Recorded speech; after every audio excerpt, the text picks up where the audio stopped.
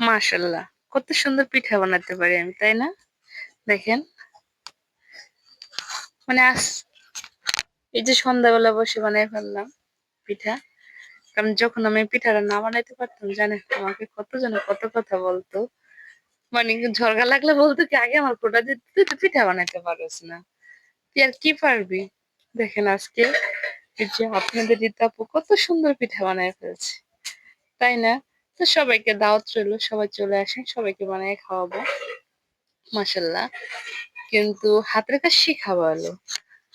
আমার বড় আপা মানে কিছু চাল দিয়েছিল, যে আল্লাহ চাল, যে বলছে এটা দিয়ে চাপটি বানাই খাইস। আমি কি চাপটি বানাবো, আমি ট্রাই করে দেখি পিঠা হয় কিনা, কারণ এটা যেন কি চাল কয়, কি দানায় কি চালে যেন পিঠা হয় না, সে চালটা আমার দিয়েছিল।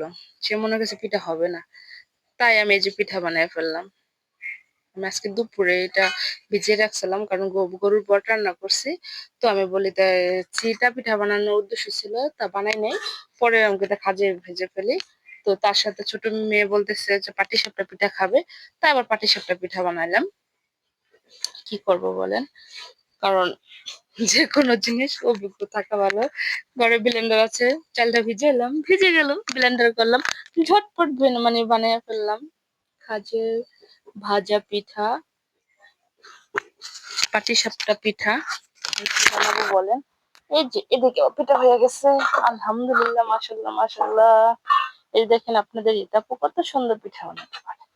দেখেন পিঠাটা সুন্দর হয়েছে না? আপনারা কমেন্টে জানান তো কেমন হয়েছে। আলহামদুলিল্লাহ, যে যাই বলুক, ক্লাস শিখে রাখা ভালো। কিন্তু আগে পারতাম না, লেখাপড়া করতাম, মা কাজ করতো, আমরা তো অতটা কাজ করতাম না।